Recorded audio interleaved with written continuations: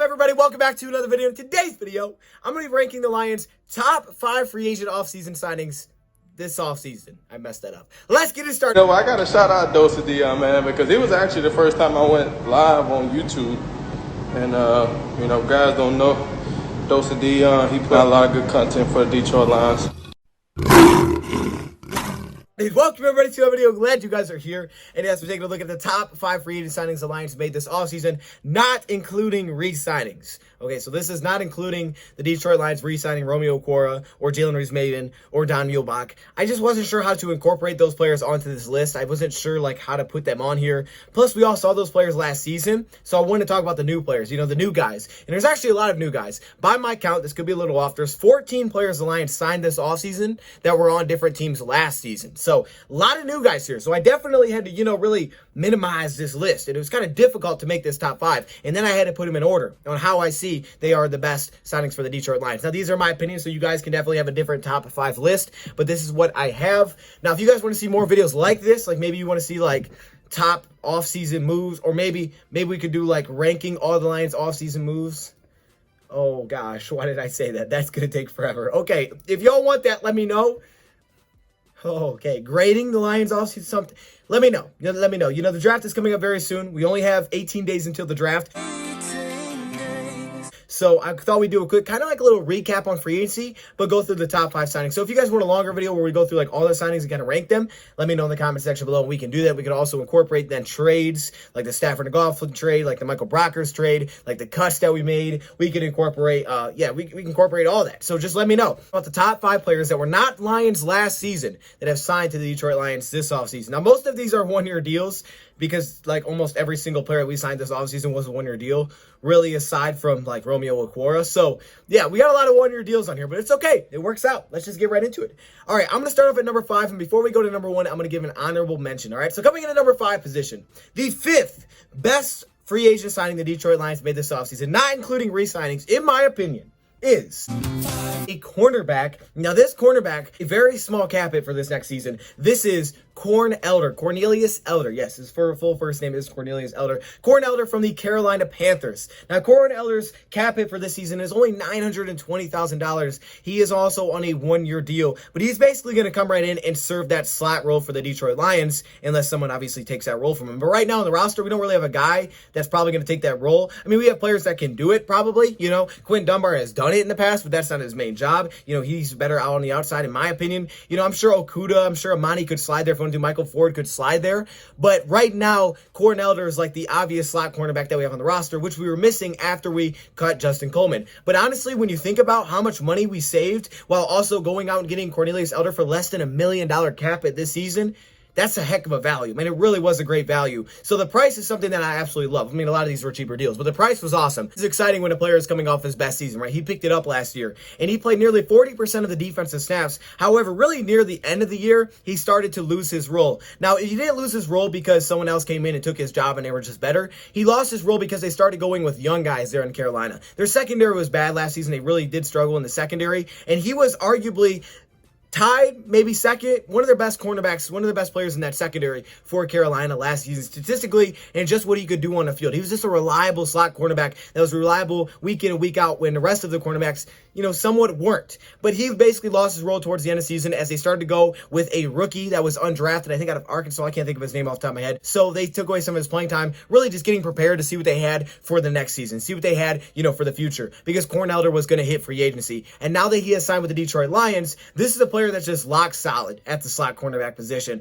He tackles phenomenally well, and that's one thing you'll notice with a lot of guys we brought in. They tackle well. Corn Elder is no exception. 40 total tackles and only 2 missed tackles. One of the better tackling cornerbacks out there, and the Lions have some really good tackling cornerbacks right now. They allowed a 68% completion percentage and a 91 passer rating and only 1 touchdown. Now, that 1 touchdown was the big one, is against Chad Beebe, who had a touchdown for Minnesota, which won the game ultimately. So that was a tough one to give up. And I'm here for revenge! Very low completion percentage to allow, and he's done a really nice job limiting completions right after they are caught and limiting to a minimal game by being able to tackle very well. He's able to help in run support inside the box, so you love that part of his game. What he's missing right now is he's missing some length, which causes him to not be able to always make a play on the football, and he's also just missing that knack from playmaking. You know, when the ball's up in the air, making a play on the ball, giving us an interception. Even if he's in the right position, sometimes he doesn't make a play ball. Sometimes he doesn't even touch the football, and he'll be in a perfect spot to make a play on the ball. We have more of a breakdown on this, but that's what Corneller's missing. He's missing the finishing touches as a cornerback, the ability to finish off a play,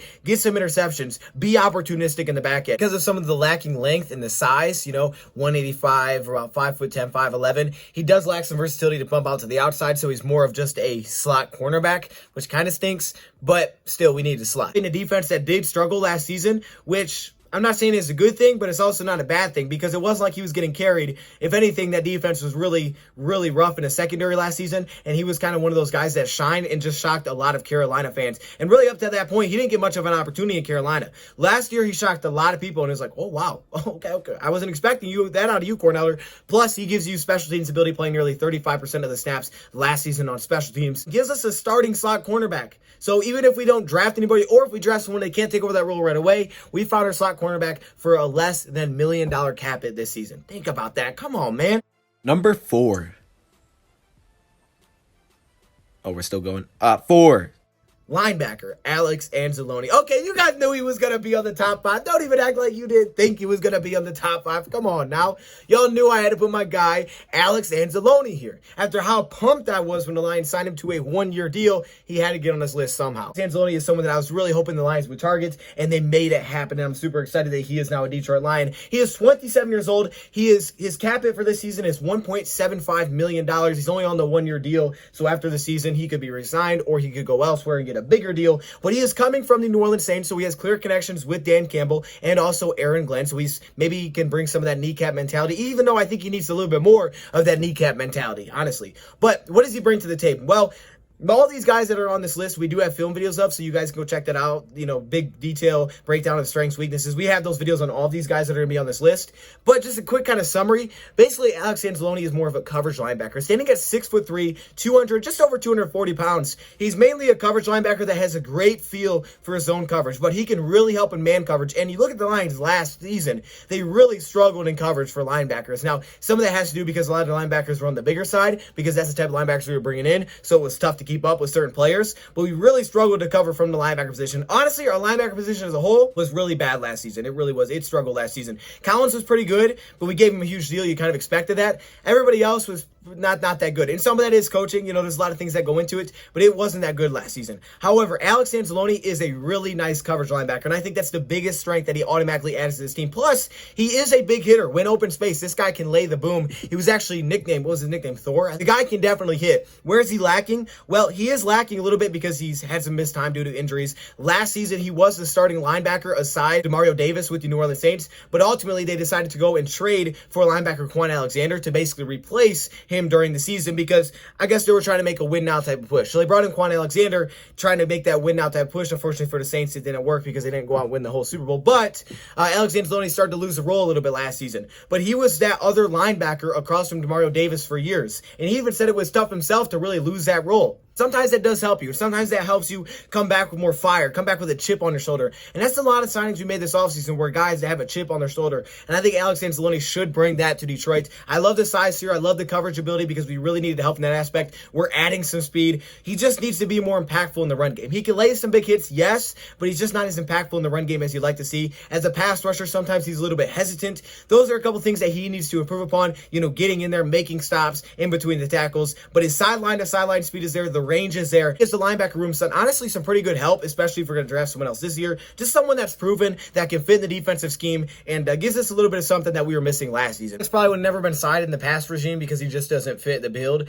But with good defensive line play, which hopefully the Lions have next season, because I think it's their strongest position right now, honestly. Defensive line play, which is one of the Lions' strongest positions right now, it can really help these linebackers out a lot, and it can help them be free, because taking on blockers, you know, being aggressive, shooting downhill, he's just not always that good at that. And that's what needs to be better at, quality hogging run lanes, holding up offensive linemen and still making a tackle. Too easy to erase from place. That's why he wouldn't have fit in the last scheme, because he's not the type of linebacker that thrives at holding up offensive linemen. He's not built like that, so he wouldn't have been signed last game. He's more of a rangy sideline to sideline guy, which is cool because guys like Jalen Reeves-Maybin are now here. Excited to see Maybin get another opportunity. I have a big video on him if you guys want to check it out. He does give you the speed and the coverage ability that the Lions really do lack, and I think to match back up with Campbell and Glenn is perfect for him to keep that continuity, to keep the same faces, and continue to learn from those guys. Lions' new inside linebacker coach, Mark Delone, has worked with linebackers, like run-stopping linebackers in the past, so maybe he could help him a little bit there, like Roquan Smith and our Reggie Ragland from last season. And now he's got a vet to work with, Jamie Collins, so different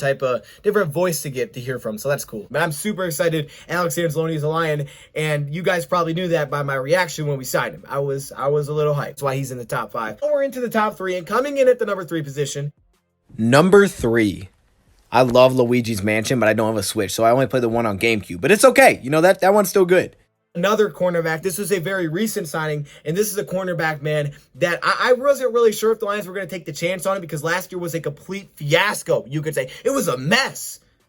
But they brought him in. They gave him an opportunity. Quinton Dunbar, the cornerback from the Seattle Seahawks, 28 years old, but he has a less than $1 million cap at $987,000. I mean, think about how cheap the Lions are getting these guys, right? These guys are all have a chip on their shoulder. They're planning to get a big deal next season when the salary cap goes back up. That's what the Lions got going on here in free agency. They did it with almost every single signing, and Quinton Dunbar is no exception. But the reason Dunbar is so high is not only because the price is cheap, but also what he can be. 2019, he played in 11 games, and he gives you great size as an outside corner. 6'2", 200 pounds, great size. In 2019, he played in 19 games with Washington, and he absolutely broke out. In 11 games, he allowed a 60% completion percentage. It was 33 completions on 55 targets, a 61 passer rating, 61.2, 2 touchdowns, 4 interceptions. He was phenomenal. 37 tackles, only 3 missed tackles. He was great out as the second best cornerback in football. Last season was really good defensively. Not saying they were bad, but they were really good defensively last year. That was not on that defense. He was really good, and he ended up getting traded to Seattle from Washington. Now, Washington was preparing to bring in a new staff, but there were some issues. He had some injury issues going on. In 2018, it was a shin injury. 2019, he dealt with some injury, and he missed some time, so they decided to trade him away. Perfect scheme fit. He could play the cover 3 at extremely high level. He could play man-to-man coverage. We need some cornerback help anyways. What are we going to get here in Quinton Dunbar? Well, you got a cornerback that was hurt pretty much the entire season. Now, he only played in 6 games, but it was the right thing to do was to shut him down. And we got a great film video if you guys want to check it out. He honestly still wasn't terrible statistically. He allowed a 64% completion percentage, a 111 passer rating, 4 touchdowns. He had 1 interception. Not awful considering how bad this guy was injured, but that's what it was. And I'm not making an excuse here. This is what the issue was in Seattle. He was injured. And even Pete Carroll said it himself. The guy tried. He tried to push through it. He tried to fight, but he never could get over that hump. And ultimately, after his 6th game playing with Seattle, they decided to shut him down for the season. Like, hey, you got to go get that knee fixed because that was the issue. Before that was a shin. In 2020, it was a knee issue. And the good thing is he went out and got surgery to get that fixed. And now the question is, can he come back healthy? Because the last time we saw him healthy in 2019, he was one of the best cornerbacks football saw.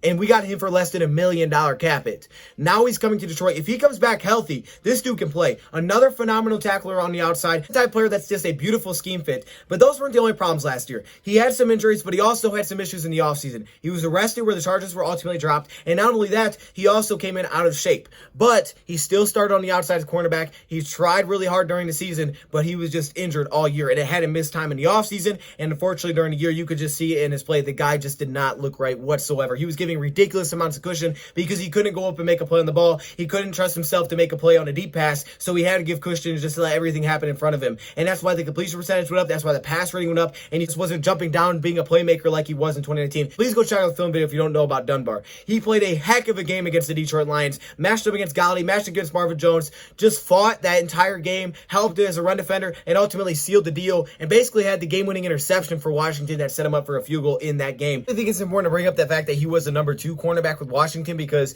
they had Josh Norman, who was like their number 1. But in the NFL now, if you don't have 2 really good corners, it's over. You know, you're going to be toast at the next level if you don't have 2 really good cornerbacks. So it was still an important role. He was the number 2 at Seattle as well, kind of because they had Flowers, but yeah, he was just injured at Seattle. He was cheap, and if he can come back healthy, coming off of surgery, which is good, so he got it fixed. If he comes back and looks anything like 2019, for a guy that's literally a less than $1 million cap hit, that is trying to get a monster deal after this season, he's got the chip on his shoulder. he's got an opportunity to do in Detroit. And I am so excited because I think this guy has the highest ceiling, one of the highest ceilings, maybe the highest ceiling of any free agent that we have signed this offseason from another team, because we have seen it. Number 2.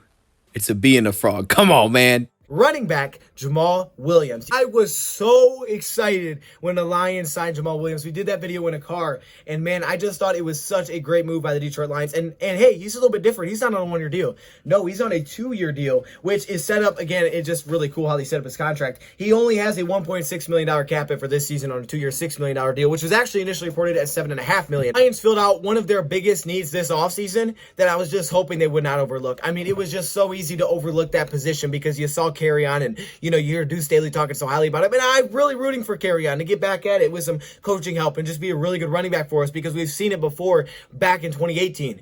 But we just haven't seen it enough. He hasn't been consistent. He hasn't proven recently that he can be that number 2 running back. And what we saw last year when DeAndre Swift went down was just terrible. I mean, it's just flat out terrible. I'm not going to sugarcoat it. We were bad. We couldn't run the football. I mean, we came completely one-dimensional just like that. Our offensive line isn't perfect, but it can block. And it can definitely run block as well. But it fell completely apart when DeAndre Swift went out. And we just did not look the same. We had no rushing type of threat whatsoever. And our running backs just seemed lost. But I think Jamaal Williams, even more than that, Jamaal Williams is a really good running back that's been behind Aaron Jones. He's been the number 2 that wants an opportunity to be more than that. First off the field, he brings the personality that you love. All right, this guy just makes you smile when you listen to him talk. Go watch his introductory presser if you don't know what I'm talking about. He's only 26 years old. Every time he steps on the field, he's a threat everywhere. Runs the ball well, he runs the ball hard, and he's also a great receiving threat that last season had 31 receptions on only 35 targets. He catches the ball extremely well. He takes care of the football, but his vision is what really I think is the best thing. I could really just go on and on about so many things I like about him. I love the fact that he runs extremely hard. He's not the shiftiest. He's not the fastest. He doesn't have that breakaway speed that you would love, but the guy can see the holes and he can make plays with the football. And I think the most impressive thing is when Aaron Jones was not on the field, he took over as the number 1, and he looked like a number 1 running back. And that's what the Lions needed so bad. They needed somebody that, yes, rotated in with Swift, but also if Swift ever misses time, who are we going to rely on as our number 2? Now you have a guy in Jamaal Williams. And the Lions could have easily overlooked this, and they could have been in trouble if Swift would have missed any time next season. I understand Swift is the 1, but you had to have a 2, and the Lions got a 2, and they got him for 2 years now. He is a heck of a running back, but I think it's even better now because recently I was reading through some of Anthony Lynn's past and what he likes to do. We know Anthony Lynn historically is a runner, even though he plays to the strength of the offense, because we saw with the Chargers, they were a top passing team because that was their strength instead of rushing the football. With Anthony Lynn, what he likes to do in terms of running football, he loves zone rushing plays. Okay, if you look at the percentages, nearly half of the snaps in Buffalo were zone rushing plays. That's including passing plays too. Half of the offensive snaps were zone rushing plays, inside or outside zone rushing plays. And that's the type of running back that Jamaal Williams can be built for. The guy that can kind of follow his blockers, see the hole, cut up field, and make a play. He's the type of player that they trust in every single situation. They need a yard, Jamaal Williams is going to try to give him that yard. Sometimes he couldn't give it to him, but he's not the biggest running backs. He's only 6 foot, 210. He's going to try. He plays with tremendous heart. He can do so many different things. He doesn't have that top end or acceleration or breakaway speed or the shiftiness to juke people out of their shoes, but he can run through your tackles. He gets downhill. He's really tough. He's very reliable in short area situations. I mean, you can ask him to do anything and he's going to go out there and try to do it. You can line him up like a receiver. Jamaal Williams is a phenomenal running back, a phenomenal number 2 running back, which the Lions just needed to have. They had to have it. There was no exception. You got to be able to run the ball next year. If you cannot run the ball, Goff is going to be in for a long season. The Lions needed a number 2 and they got it with Jamaal Williams, and I was so excited when they made that signing. So difficult to list this guy at number 2 and not number 1. Seriously, like if you want to put it at number 1, be my guest. I had him there first. I put him at 2 though.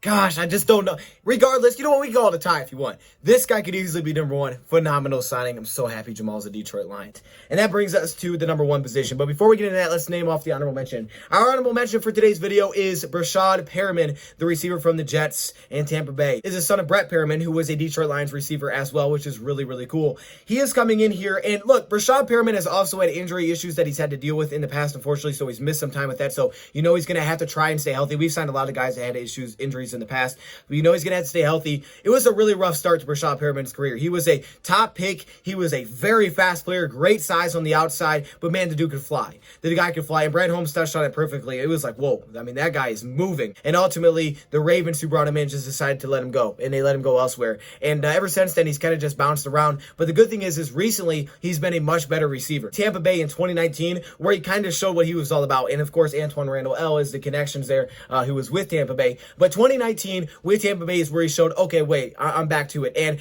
he made it a focus that he knew that he could not drop the football because that was his issue. He didn't have hands. He was dropping too many footballs that had to be catches at the next level. And that's why I always worry about that. You got to be able to catch the football first. That's your job as a receiver. He could go by you. He was extremely fast. He could outrun cornerbacks. He could be just so tough to keep up with deep drags. He could run right past you, but he was dropping the football too often, not finishing in contested situations. However, 2019 came around, 36 receptions and 0 drops in 2019. 645 yards with 0 drops in 2019. He actually had no drops in 2018 either with Cleveland. Then he came back last year with the Jets and he signed kind of a prove-it deal, but unfortunately with the Jets, he did have some drops show up once again. They were tough drops, so they weren't easy. Again, we have a film video on him as well, but he's been much better recently, but you still want to make sure that he can clean it up. I put him on the top 5 because I am just like, okay, he's been better recently, but let's see what it looks like next season because he has had some up and downs throughout his career. But when he's on, if he's locked in, if he's focused, if he's catching the football, he is tough. He's very tough on the outside. And again, for a relatively cheap contract, I think it was like $2.5 million cap hit for this season. Not a bad price there. He's the type of guy that's going to stretch the field and just take the top off. And he can just make defense worried. You put him out there with Terrell Williams, and you got a problem. Because defenses, they have to worry about them stretching the field. And they're going to have to put a lot of focus on those two players. He's going to get a lot of separation. He's going to open up those long drags, which Jared Goff is absolutely going to love off the play action. And he could be a really nice player, but I just couldn't put him on my top 5. What's crazy about this signing is that the inconsistencies, the injuries, the drops, that reason is the reason I couldn't put him on the top 5, and he's still an honorable mention. And his, contract was more expensive than some of the other guys. But in terms of what he can be, he may have technically the highest upside of anybody that we signed this offseason, maybe aside from Quentin Dunbar because he's what he showed in 2019. He may have the highest upside of anybody that we signed that wasn't aligned last season. So this guy could easily be on the top 5 if you wanted to. Number 1. See, this is that 2-for-1 action because you get the Lions talk, but you also get to learn about math. Come on now. Tyrell Williams, an undrafted receiver out of Western Oregon. By the way, if I'm pronouncing guys' names wrong, I apologize. Okay, like I've heard Anzalone for so long, so I call him that. And then I think Lions coach say Anzalone, and I was like, oh, snap. And then I heard Tyrell Williams, like, oh, that's right. But then other people say Tyrell. I'm going to go with Tyrell now. From now on, I'm Tyrell. If I may say Tyrell in this video, from now on, I'm Tyrell, though. I'm sorry. I got to get myself used to that. It's really the first big signing that we remember as Lions fans. And the initial number that they put out there turned out to be just way off. It was about, double what his cap hit actually is going to be from the Oakland Raiders. Now, before that, he was with the Chargers, so he did spend some time with Anthony Lynn, and there is a clear connection there. Williams did not play last season due to an injury, so he didn't play at all in 2020. He's a really good receiver. Okay, so he was with the LA Chargers going back to 2018, and then in 2019, he stepped in with the Oakland Raiders. And they signed him to a 4-year, get this, 4-year, $44 million deal. 4 years, $44 million. All right, they clearly saw something, about $11 million a year. And in his first year for Oakland, he played solid, but it maybe didn't live up completely to the expectations that they had. Had some solid numbers. 2019, 42 receptions for 651 yards, 6 touchdowns, catching 65% of his passes. Still a good receiver, really that outside threat that can just take the top off. He's got that top end, just second gear type of speed. That's what he does. But he's a deep threat. He's the type of guy that understands leverage extremely well, and you can kind of put it up there. And if he's got one-on-one, he can big body a smaller cornerback, and he can be a problem where you're going to need safety help over top. And he can really distract defenses and take a lot of attention on the outside. And the Lions were losing that. Losing Kenny Galladay, losing Marvin Jones. It was a great job out of cuts. Really good route runner there. Very crisp. Great release package. You can win with physicality or you can win with quickness. He does have that build-up to you where once he gets rolling, he's fast. But the Lions got him on such a cheap deal. So it was initially reported the Lions were going to spend about 1 year, $6 million deal. That was interested in this guy because there's connections there and they need receiver help on the outside. And what do you know? About a week later, the Lions make the move happen. So the Oakland Raiders cut him. They were going to save some money. They saved $11 million because it was like, man, we can't really pay this. He didn't play last season. He missed because of an injury. He was good, but I don't know if he was as good as the contract we gave him. This is our chance to save some money for this offseason. And this was a tough offseason, so you had to make tough decisions. The Lions are sitting there like, hold up, let's just snag him. Let's just bring him in. We need receiver help anyways. He comes in. This is a guy that literally in his first year, his first full season as a player, had over 1,000 yards receiving with 7 receiving touchdowns on over 15 yards per reception. That's what he is. That's what he's been. He's a deep threat on the outside that can stretch the field, take the top off, and he's the type of player that's going to demand attention. If you have a smaller cornerback, you got a problem because he's 6'4". That he came out of a smaller Western Oregon, so some people kind of overlooked him. The guy can play football. He just needs to come back healthy. Solid outside number 1 or number 2 receiver. You would probably prefer him to be a number 2 receiver, but for the Detroit Lions, he can handle the responsibilities of being a number 1 receiver. The good thing is really up until the injury in 2020, Before that, really no injury history. Going back to his rookie year was the first time that he missed time, really played in 7 games. Really healthy. He had a shoulder injury that he ended up getting surgery on, which I guess is a good thing. So if he can come back healthy in 2020, this is a heck of a value for the Detroit Lions that has connections. The fact that you have him on a $3 million cap, this dude can play football, man. I mean, he can play, right? I mean, he could be a 1 or 2 easy. And the Lions really needed some help there. And I think they got it for a great deal, what it turned out to be when you look at the cap hit. So that was awesome. So those are my top 5 free agent signings Lions made this offseason, not including re-signings. Let me know your thoughts, comments below. What kind of other videos do you want like this? Thank you for watching. Let me know your top 5. Let me know. And I'm out.